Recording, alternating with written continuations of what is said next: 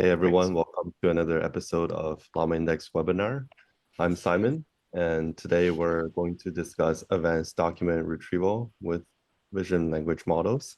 And with me here are the co-first authors of ColPali, and we're very excited to learn a little bit about the latest technology and how to deal with complex visual documents and better retrieve them compared to the current paradigm in the industry. So please take it away. All right. Well, thanks for the introduction, Simon. So I guess you guys already know, but we're going to be talking about document retrieval with vision language models.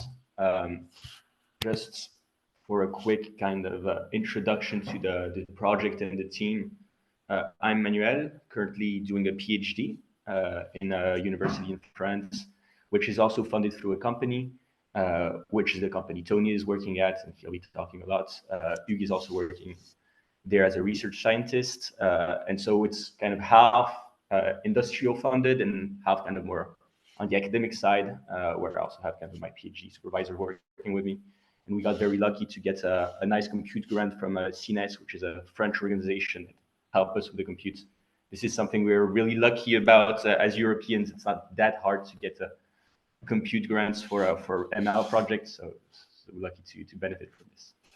So just to introduce a bit the context, and I think you all are very familiar with RAG, given that we're at a LlamaIndex webinar. But RAG is a very, very powerful kind of paradigm, and perhaps maybe the number one business use case of Gen AI today. So we all have kind of all of these use cases we know where it's very interesting to have a user query to get like an answer to a question, for example. And instead of having the model generate the answer directly, we're going to want to go into internal databases of documents, for example, to retrieve relevant documents first, keep maybe the top K documents that were scored by a scoring retrieval model, and then give this to an LLM for the LLM to be able to generate an answer that's sourced, that's factual. And kind of what we're getting at here with this project is that this first retrieval stage is not necessarily trivial. There's a lot of things that can go into making it work correctly. It can be challenging, and current systems are kind of limited in multiple ways, which is what we're kind of getting at with this project. So what does a standard document retrieval kind of indexing pipeline look like? So, I mean, there's tons of options, tons of things we can do, but I think if we kind of synthesize into a basic standard pipeline, it can go bits of something like this. Like first you get your document page, you're going to want to extract the words, the text from the page. So it can either be through PDF parsers or through OCR techniques. And then in order to remove a bit of the noise that you can have within your documents, you can run some layout detection models typically, where you're going to extract and identify the headers, the footers, the titles, or the paragraphs are at, where the figures are at. And once you kind of have this segmentation of the document kind of parts, it's easier now to chunk the relevant parts together, to remove the ones that you don't want to be indexed, or maybe to treat the figures in the tables a bit differently. So typically, if you have very visual elements, images typically are not text. So if you want to then index them as text, perhaps you need to use a captioning model. So you can use kind of maybe a vision language model to describe the image, caption the figure, caption the table, and then be able to use a text embedding model to come and treat all of these text passages as text, and then store them into a large vector database for future retrieval. So everything can be done offline, but this is kind of a multi-stage pipeline that can get pretty complex, can get perhaps difficult to orchestrate. And what happens at runtime, once the user asks a query, is that usually this query is embedded by a text embedding model, and we're going to use a cosine similarity to match the query with the most relevant indexed textual passage and kind of retrieve our top shots. So this is something that works quite well in practice, but there is this complexity of having all of these different parts. It can get slow to index, and perhaps one of the biggest bottlenecks is how you handle visual elements. Like if you really have to rely on captioning systems or kind of a specific models to come and integrate this visual information and transform it into a textual space, you're going to lose a lot of information. It's not going to be very natural. And so this is kind of what we're aiming to solve. So maybe before we go a bit further, it can be nice to give like a little primer into what are text embedding models, what are vision language models. So we'll go very quickly because we know it's a very technical audience, let's say. But very quickly, for text embedding models, there's two big main approaches that exist out there. One of the kind of old approaches, but also one that still works very well, is the statistical approach to text embedding. It basically, you're going to just look at word frequency statistics in passages that you want to index. You're going to look at statistics of the query, like what terms are in the query, and then with kind of renormalizing kind of the importance of certain terms with respect to others, you can construct a similarity score between passages and queries. And maybe one of the most common techniques for that is called BM25, kind of the gold statistical standard. It's over 30 years old, but still outperforms a lot of the more recent models and usually is not overfitted to kind of leaderboards or benchmarks. So it's a very nice and useful techniques. And the other way around, like what you have a lot of today, and that's starting to work very, very well since a few years, are the neural embedding models. So basically, language models are used, and you give them the query, you give them the document, and then you're going to represent this text passage into a n-dimensional vector space. So for BERT, for example, it's going to be a 768-dimensional vector space. And once you have your query vector, which is embedded independently from your document vectors, you can compute a similarity score with a cosine similarity, and you know that maybe there's a 0.7 matching term between the query and the document. So these are kind of the main approaches. What's interesting is that the neural embedders that I just presented are bioencoders.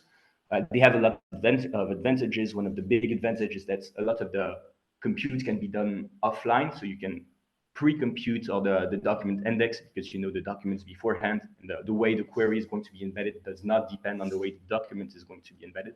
So you can do a lot of the computation offline, and then once the user asks a question, you just have to embed the query and do the cosine similarity operation, which is really quick. So this works well, but actually it's not the thing that works the best. You can actually get better results if you embed the query and the document at the same time. So this is what we have all the way to the right of the screen. It's the cross encoders. Basically, embedding documents and queries together to get a matching score works better if you have cross attention between every single term of the query and the document. The problem of doing this is that you need to wait to have the query to embed the document itself, to represent the document itself. And so you're not going to be able to pre-compute a lot of the things, and it takes a long time. So it's going to be expensive. There's a third kind of middle ground technique that was presented a few years ago by Omar Khattab, which is late interaction models. So this is kind of the Colbert paper, it's called. And the idea is to pre-compute as much as you can from the documents. You're going to, instead of storing just one vector from a document, you're going to store multiple vectors, basically one vector per document token. You keep that in your index database. And then once the query comes in, so at runtime, you're going to run a bit of a more complex operation than just the cosine similarity. You're going to run cosine similarity between every term of the query and every kind of stored vector from the documents, but it's still going to be a fast operation. So still cosine similarity. Then you just sum every single matching scores of the token with the matching scores of the document. So it goes really quickly, but it's just a bit more operations.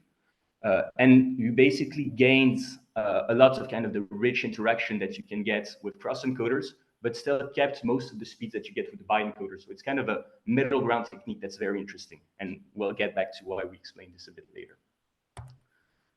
So yeah, I mean, I just explained the Colbert, so we had an extra slide, but yeah, you guys get it. Tony, I don't know if you can take over. Yeah, thank you, Manuel. So because vision language models are core technology in ColPali, I think it'd be great to do a quick recap on how they work. So programmatically speaking, they take a text and an image as input and they output another text. So if you compare them to large language models, this unlocks all new capabilities, especially when it comes to visually rich document understanding. So let's take 3 use cases to illustrate my point. Number 1, captioning. So you give your model an image and you ask it to caption it and you get the caption. The second one is running OCR and layout understanding through the VLM. So you give your VLM an image of a document, it can be a scan, and you get a structured output.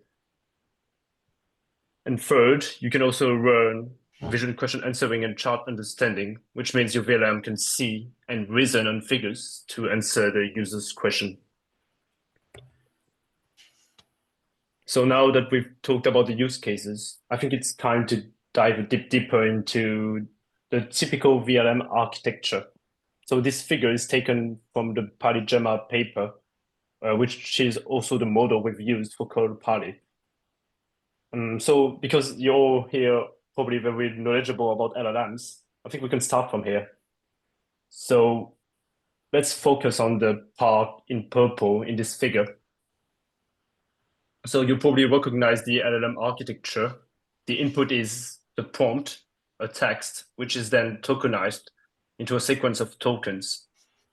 Each token then gets mapped to an embedding vector, and this new sequence of vectors is then fed to the transformer decoder. And now let's see what's new in a VLM. There are actually the 2 blocks in green. So you have the contrastive vision encoder and the linear projection. So usually the vision encoder is a vision transformer model, which means you have your image as an input, and then following a n times n grid, you divide the image into n squared patches, and then each image patch gets mapped to a new vector embedding. And because you need these embeddings to have the same dimension as the token embeddings, you simply use a linear projection for them to live in the same vector space. And finally, you just concatenate both the sequence of visual embeddings and the sequence of token embeddings and feed them to the decoder as usual in the LLM. So what are we really proposing in ColPali? What's our idea? Basically, what we noticed is that VLMs are getting very good, and they're getting very good also in the document understanding space. So our idea was a bit standard pipelines work, and they try to extract text content and then represent it. I talked about this before. But can we simplify this a lot by just using vision language models to directly just use a document image, use the screenshot of a document page to get our rich representations and do the querying directly from the kind of the document embedding space. So our idea is really kind of proposing this alternative. Instead of first extracting textual content, just use the document image directly, leverage powerful vision language models, and create representations of the document image page directly. And if it works, like there's a lot of benefits to doing this. Like it's going to be a lot faster because in a single forward pass, you can already get your representation. So it goes very quick. Hopefully it can be like very capable because there's a lot of things that you can integrate like a lot more organically, a lot more natively, typically all the figures, the complex document layout formats. I mean, you don't need to have all these heuristics to parse them. You can just use the image. And the final kind of interesting, nice perk of doing this is since you're doing everything in one single step, it's going to be very easy to train. And if you have new use cases, if you have new domains you want your retriever to work in, you can definitely just train it very quickly. Whereas in more standard pipelines, since it's going to be 5, 6 different components that you need to orchestrate, it's a bit more tough to have to maybe retrain your OCR model, retrain your captioning model. So it goes a lot, like it's a lot easier to train. So go ahead, Tony. Thanks, Manuel. So because we've introduced this new paradigm where documents are treated as images, before even thinking about creating a new model, I think we thought it'd be great to make a new benchmark to evaluate existing models on documents that are relevant to the industry. To do that, we took advantage of existing academic test set.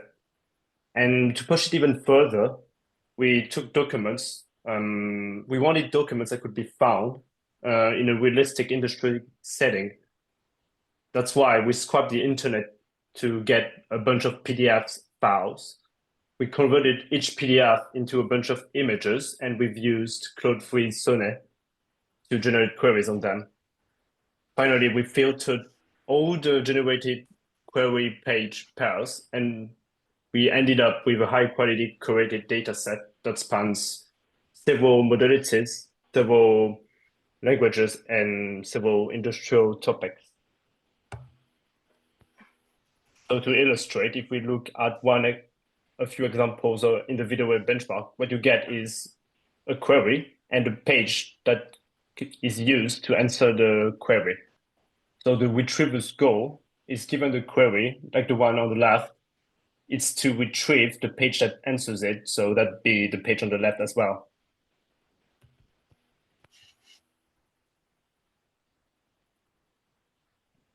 So how do a few of the most popular models out there perform on ViDoRe? So this table contains two sections. The first section is about text-only retrievers, while the second one is about text vision retrievers. So let's focus on the first part for now. So as mentioned by Emmanuel, when you run these text-only retrievers, you need to run through this very long and sometimes painful processing pipeline. But fortunately for us, we had this unstructured tool which handles everything through PDF parsing, OCR, layout detection, chunking. And I've used it myself for many projects, and it's truly terrific. But we wanted to have the strongest baseline possible. So what we've done, if you focus on the last part of this section, is that we took the unstructured extracted images. We then fed them to a VLM and asked the VLM to caption these images. And using this extra text, we put them as text chunks, and therefore the text retrievers were able to reason and retrieve these images as well. So the best performance was achieved by BGM3 with an average NDCG at 5 score of 67 points. If we now move on to text and vision retrievers, sorry, yeah, this slide, thanks. The best model we obtained was Cyclip with an average score of 51 points. Just keep in mind that compared to text-only retrievers, you have the advantage to be, for the whole pipeline, to be OCR-free, so it's really simple and really fast. I think now we can focus on two specific data sets from the ViDoRe benchmark. The first one being Archive QA, which is a data set spanning different figures from papers on archive. And the second one being the Shift project, which contains a lot of documents about the environment, and which is known to be really text heavy, a lot of text. So what you can observe is that while Cyclip, the best end-to-end text vision approach, managed to beat the BGM3 on Archive QA, it still lags behind when it comes to these text-rich documents like the Shift project. So the question is, can we do better? So we presented the baselines, we presented VLMs, we presented Colberts. Now we'll combine everything. So what's ColPali? ColPali is basically PaliGemma, a VLM with Colberts. So where we work at is really on the right-hand side of the screen. We take PaliGemma and we add a few architectural tweaks that I'll just talk about a bit later to make it kind of compatible with the Colbert paradigm. And then we're going to train these vision language models, which usually are used for generating text.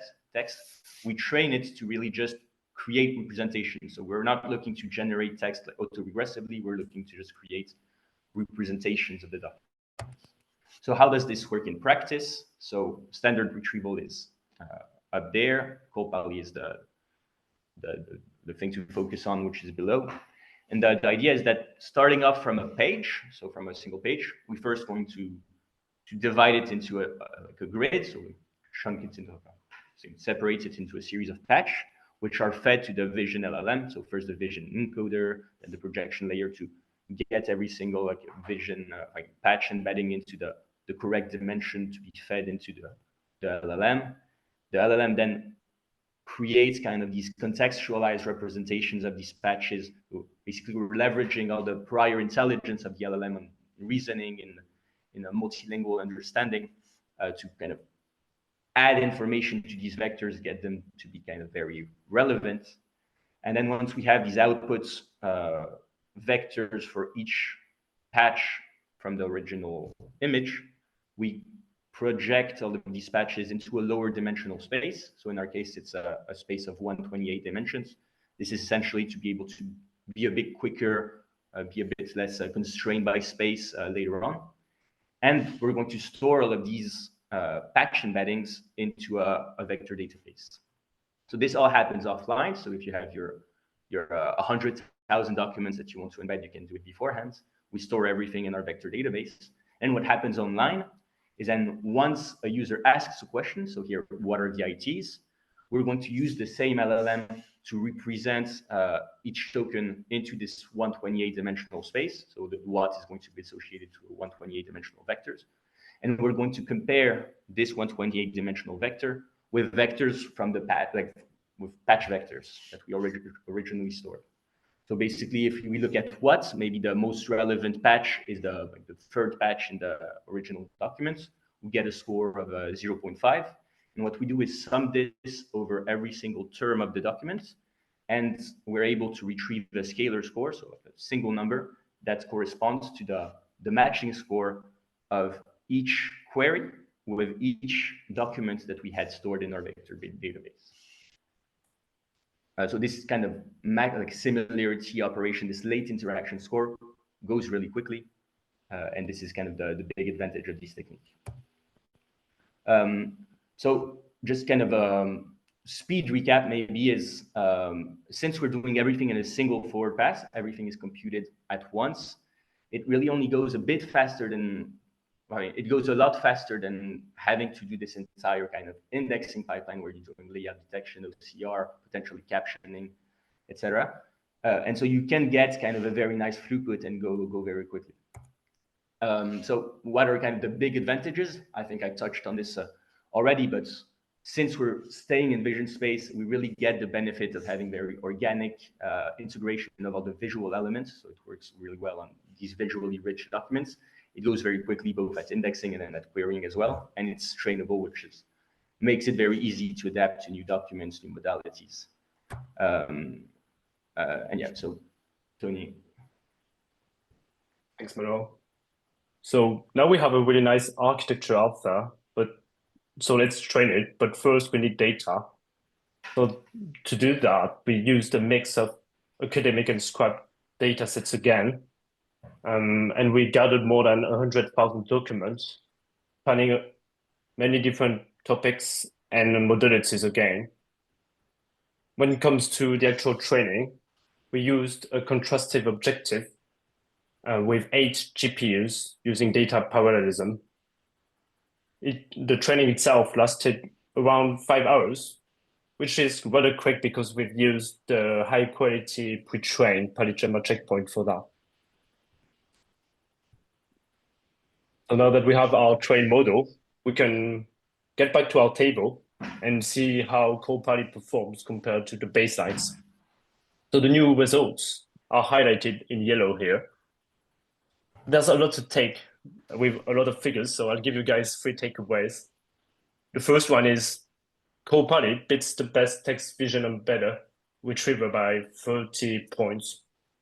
Second, ColPali beats the best text-only retriever as well by 14 points.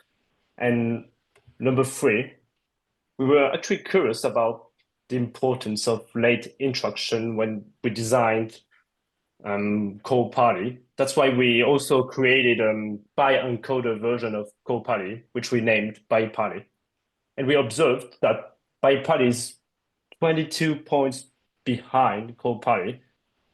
And our assumption is that a single vector representation of a document is not enough. It's too compressed compared to the rich contextualized multi-vector representation that we ended up with ColPali.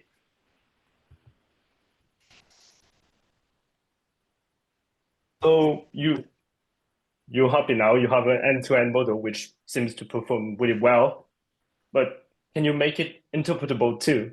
And the answer is yes. Because remember that at retrieval time, we are essentially computing the similarity between each of the image patch embedding and each of the text token embedding. That's why, given one token of interest, you pick one token in the query, you can plot a saliency map for your document. And on this plot, the brighter, the more similar a patch is with respect to the query, the brighter the patch will appear. So this leads to the first example, the one in the middle. So we have a query and a document, and I've picked the token Kazakhstan. And what's really interesting here is that all the patches that contain the word Kazakhstan light up. And I think this exhibits the OCR capabilities of ColPali. I think the second example is also very interesting.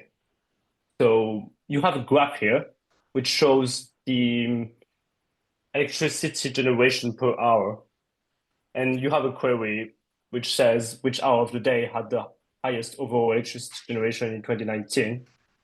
So if you pick the word, the token hour, not only do you see the word hour light up on the plot, you also see the whole x-axis bright as well.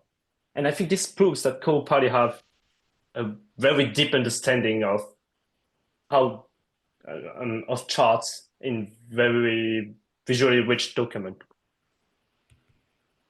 So apart from kind of this ColPali model and the whole project in general, we really wanted, to have everything we did really rooted in transparency. So everything is available, all the model checkpoints, the code base, the evaluation benchmark. And I think I wanted to touch a bit more on this kind of leaderboard. I mean, we proposed ColPali with the new architecture and everything, but I think one of the really big contributions from this work is the concept more than anything else, like the concept of retrieving in vision space. So whether it's with ColPali or another sort of model, another architecture, I think it's a concept that really has a future to decomplexify the way we're doing things and to evaluate everything. We have a public leaderboard going on where some people have already started contributing very good models. And we really encourage any of you that are working in kind of these document retrieval space to contribute. We'll continue updating it, maybe adding new tasks if some of these tasks become too easy. And so everything is on Hugging Face, everything is available, everything normally is easy to use. And then, of course, we have all the ColPali checkpoints, which are already being used by quite a lot of people. And so, yeah, to give a quick recap, where is ColPali especially interesting? It's going to be, of course, complex documents because it's native, it works very well.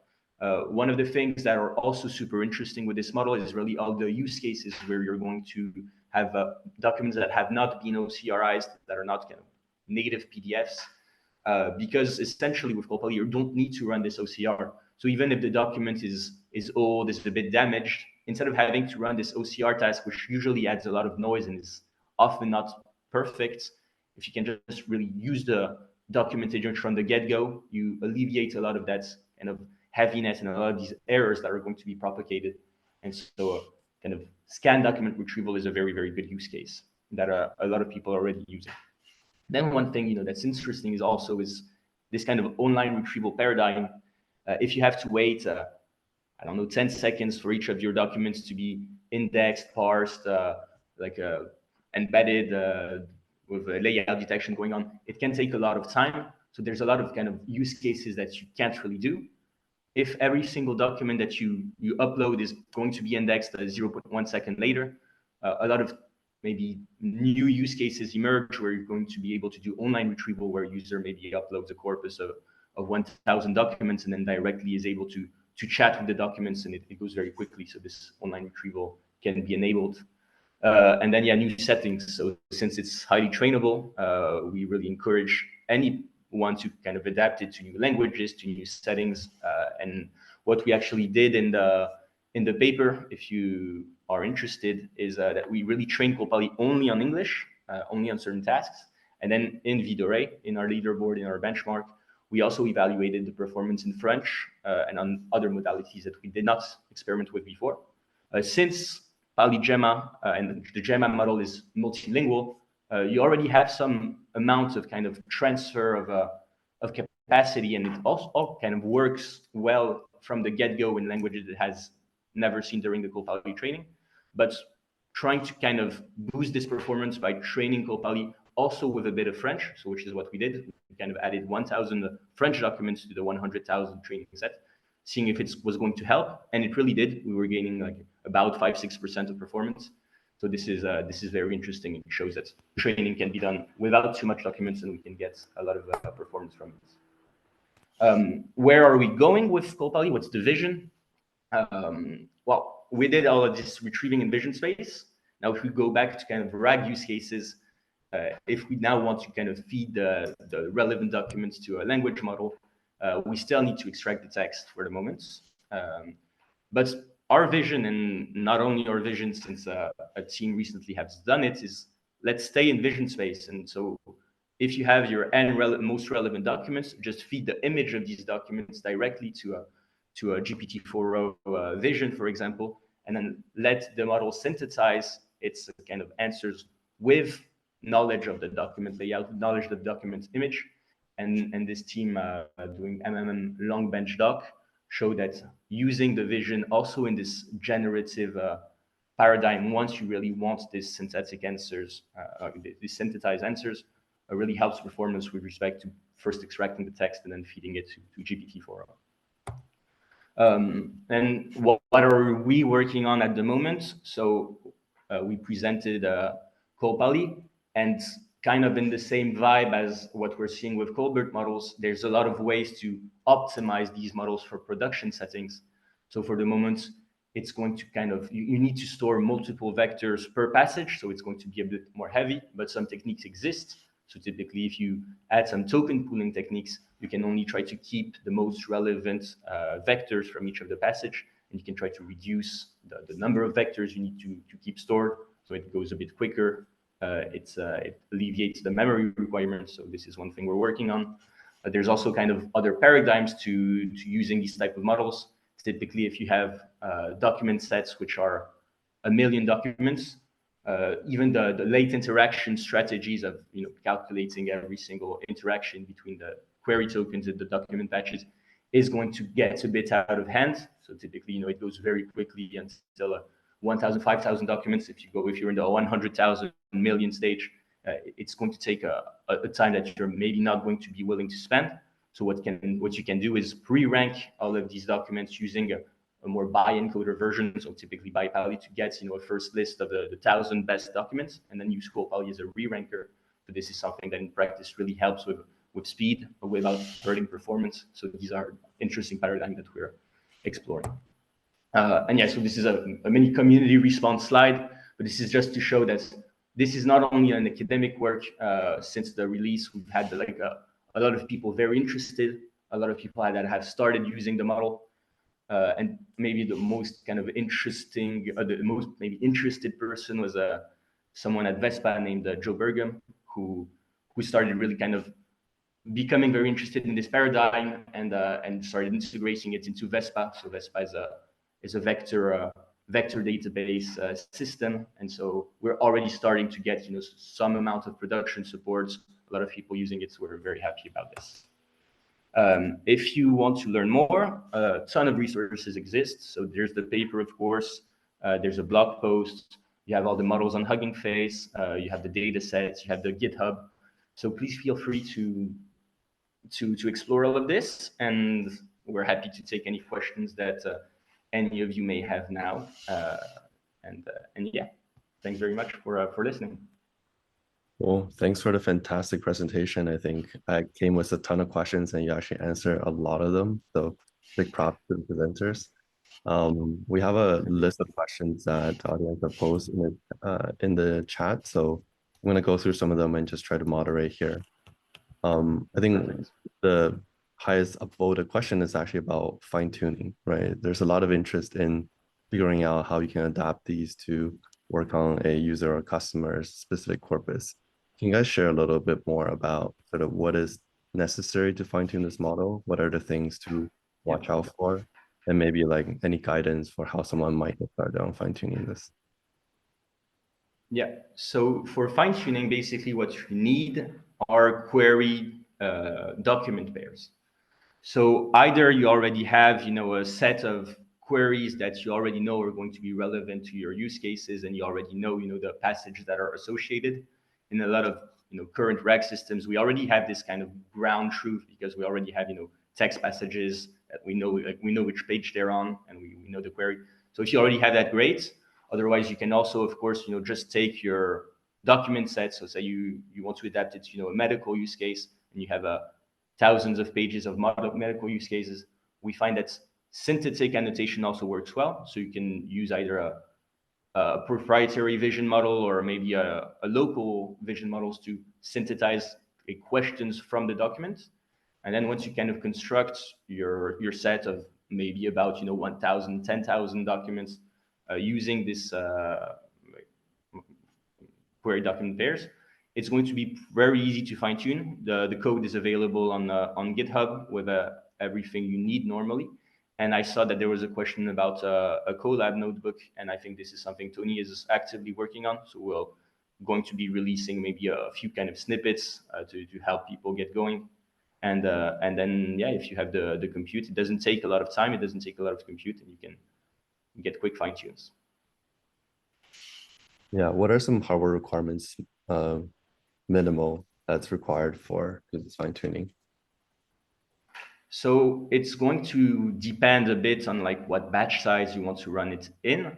But we find that if you want to kind of do it the way we did it in the paper, a lot of the current hardware, like we made it compatible with a lot of the current hardware. Typically, we're using adapters to make it a bit less heavy. You can do kind of some hard negative mining things.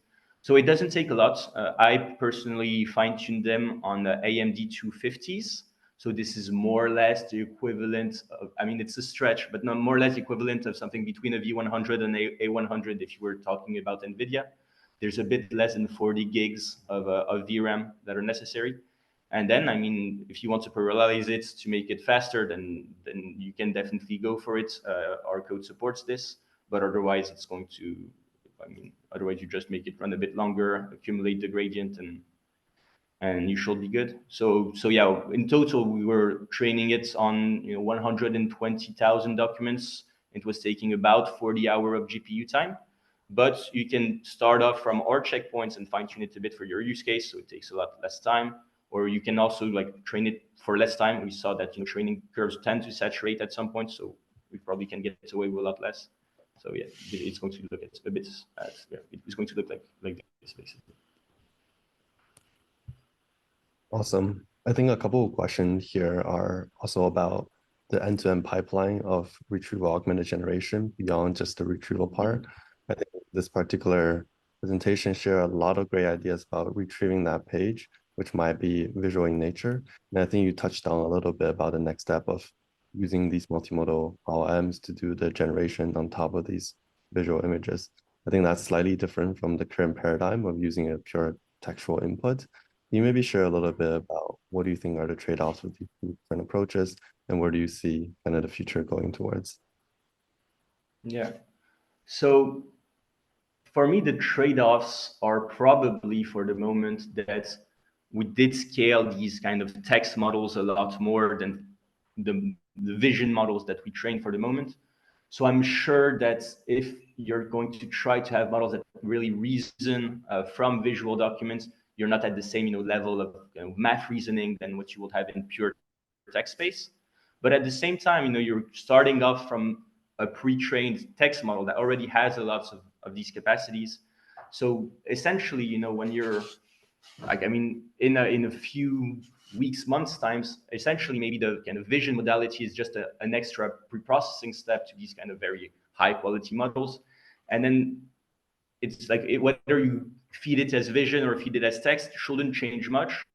What you're really getting from doing everything in vision space and getting your input documents in vision space is that you're not losing extra information. And at what cost does this come? Maybe it comes at the cost of, you know, having to have an image encoder before, so it takes maybe a bit more RAM. Usually, if you want, you know, very high resolution images, it's going to take, you know, a few visual tokens. So if on a page where there's only like 3 words that are written, it will take like maybe 5 tokens of text, but it will still take the same constant amount of image tokens, which in our case is going to be 1024. So there's kind of this kind of constant number of tokens that you're going to want to use, which can cost a bit of money. So these are maybe the trade-offs. And on the opposite side, you know, 1024 is less tokens that you could have in a dense page, so it can actually save you money from that perspective. So there's probably pros and cons, but I feel that from a document AI perspective, it makes a lot of sense to do it in image space. That makes a lot of sense. Maybe one quick question about sort of the benchmark as well as the results. I think the paper showed super fantastic state-of-the-art performance, very well curated benchmark. Maybe you can give a little bit of intuition on where that performance gain is coming from, like what type of query and specifically the visual layout, the document. Yes. Made such a big difference using this approach as compared to like OCR. Yeah. So I'll go back to this slide maybe, which is interesting. And maybe we can look at this, you know, column per column, and we see, you know, let's take the shift, for example, the shift column, which, as Tony said, is very text heavy. On this type of document where there's a lot of text, we see that, you know, our approach is comparable and even, you know, very slightly better, but I mean, it's not significant. And what we really kind of try to show here is that if, you know, you're really looking at documents that are purely textual, it doesn't make as much sense from a performance perspective to do everything in vision space, because I mean, there's no gains from doing everything in vision space, except for, of course, you know, the indexing speed and the fact that you're doing everything end to end, etc. So there are some types of documents, and we're not, you know, trying to hide this at all, where, you know, ColPali is not necessarily the best option.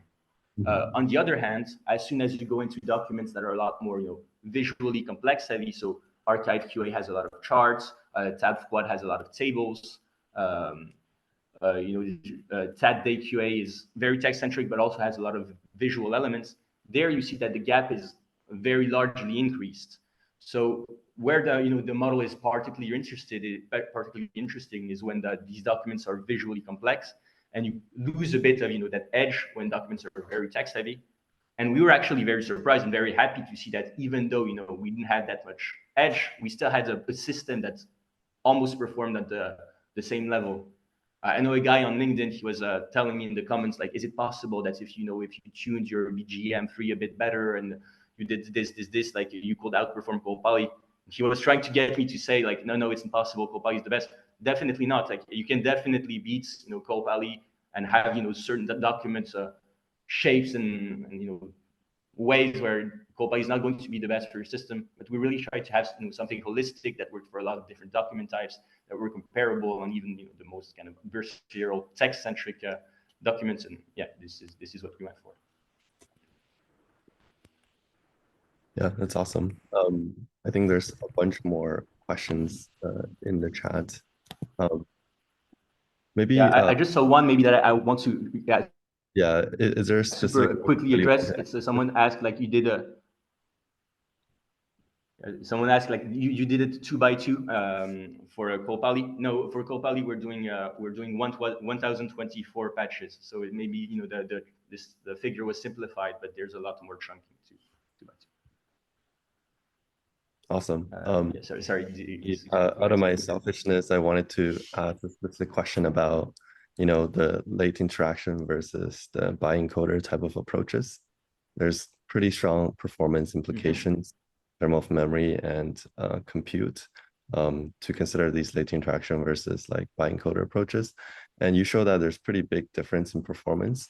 I'm curious about your thoughts about like how much further can we push in these like either it's just general contrastive VLM approaches and just by adapting the training or like data mix in order for us to get like a performance model closer to what ColPali is. I think we can do a lot. I think what we have right now, in BiPali and current systems are probably very suboptimal. And then working on the model a bit, maybe doing kind of some smart data tricks, you can probably gain a lot with just even simpler bi-encoder models. So of course, like our vision is that since we're doing, multi-vector retrieval, we're able to integrate a lot more context and a lot more information. But I'm sure, with like a large vector size and a performance like training systems, you can close the gap slightly with bi-encoders.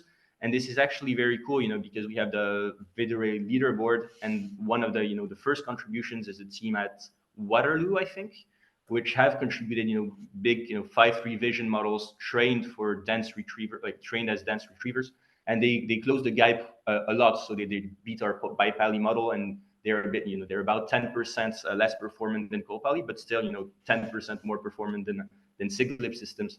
So there is, there is definitely, a leeway and things to do in the bi-encoder space. What we're really trying to go after is like showing that, retrieving an image space is interesting. The specific architecture is I think to this day, better for multi-vector systems.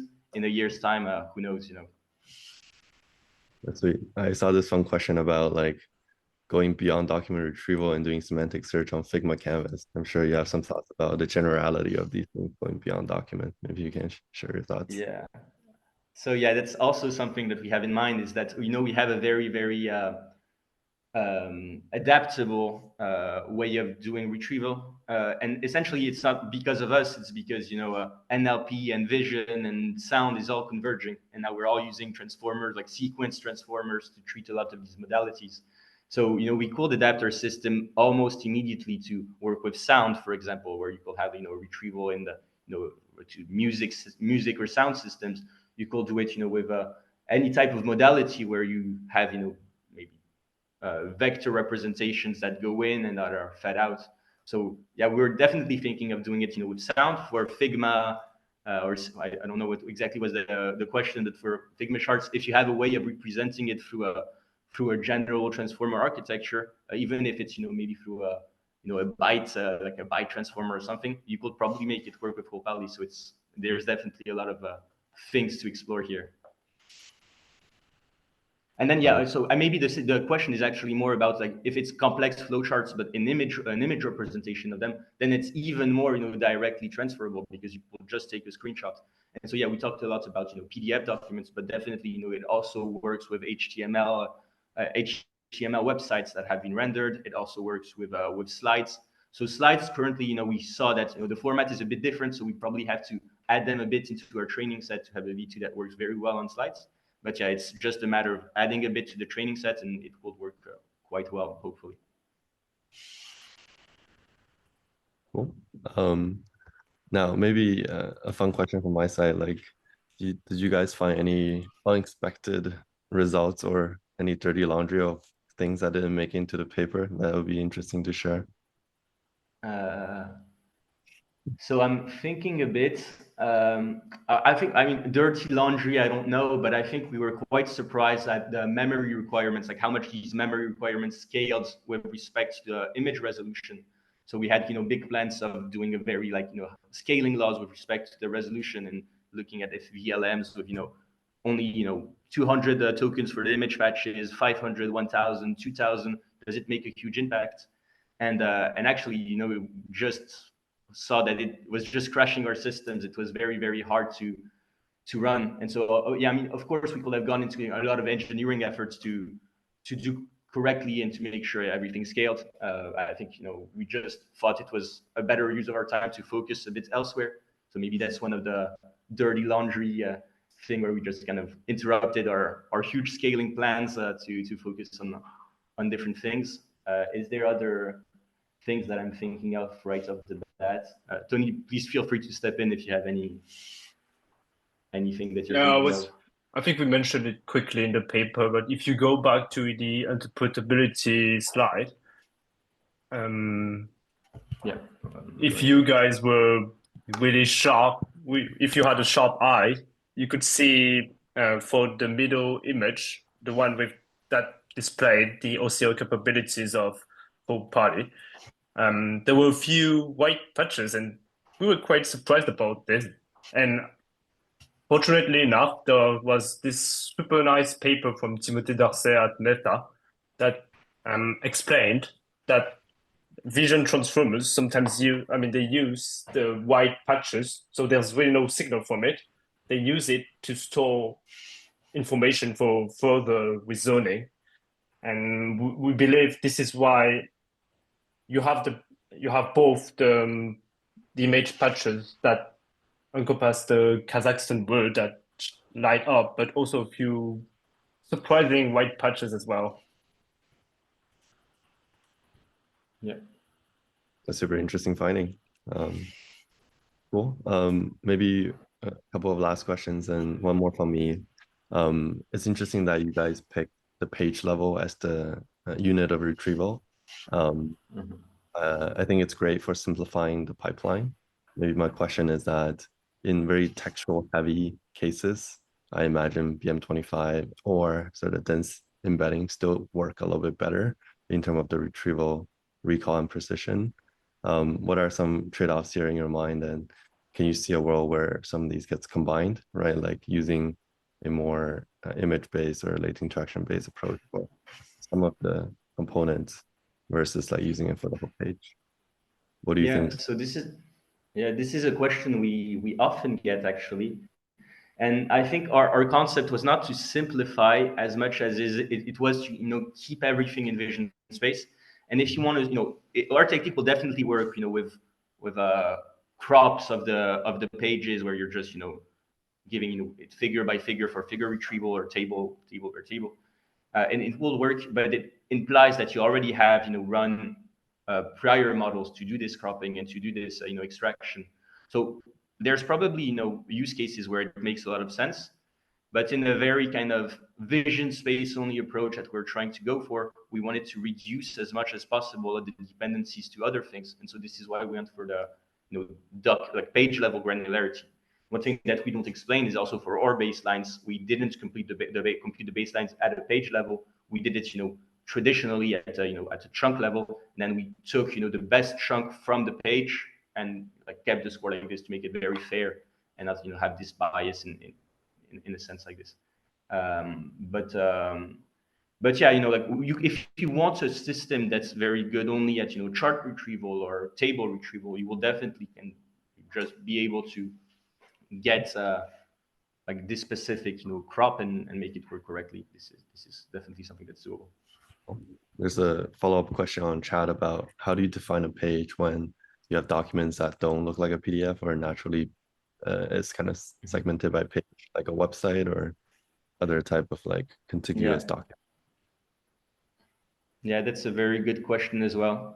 So in our case, a page is very PDF heavy. We focused on PDFs. If now we're trying to generalize it to HTML and web pages, I think you're going to have to make the decision and then train your model, like keeping this decision kind of consistent with the way you trained it.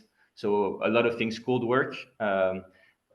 If the question is a bit about format, maybe like the underlying SIGLIP image model and the PaliGemma was trained to work with different kind of aspect ratios and different document crops. So everything is resized, but it has been trained with images that originally has like different aspect ratios. So it should be robust, like whether it's a A4 format or a landscape format or anything.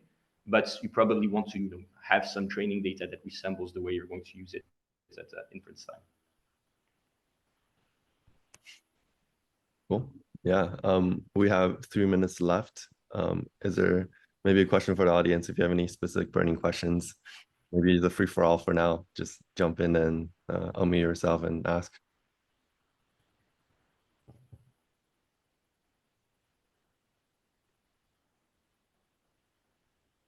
All right, maybe people are shy. So yeah, there's a question about batching chunking, maybe that I can respond. It's like, how does this, this chunking of the original image into 1024 patches affect the way the model is seeing? Can you, is it possible that maybe like one of the chunks is half of the figure and not the other half, and then you're losing some context here? And the answer is not really, in the sense that these vision models have been trained on tons and tons of images with positional representations. So they are aware that, this like chunk number 37 is above chunk number 64. They do learn kind of these relations, these kind of 2D relationships that they have. And so you are able to, understand a figure or even understand a word that's split in half because, they've seen so much images and they have learned, to represent everything. So this is in practice not a problem. Yeah, and actually you can, since you have the slide on, you can probably see it as well on the Kazakhstan words and on the x-axis of the image on the right. Okay, maybe in the last minute, you guys these are the share, backsides. Yeah. share again, like what are the resources people can go to if they want to learn more about ColPali or get around with it. Yeah, good idea. I forgot I was still on that page. I was trying to switch with the video. But yeah, so here's a little QR code, and then feel free to. So this is kind of the industrial contact, but feel free to reach out on LinkedIn. I think we're easy to find on Twitter, on Hugging Face, whatever you want. And if you felt it was interesting, we're very happy.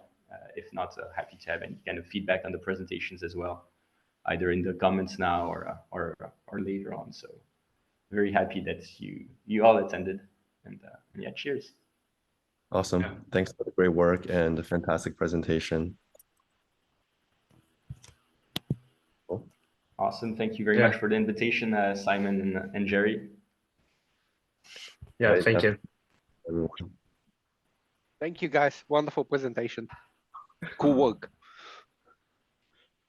Thank you. Thanks a lot.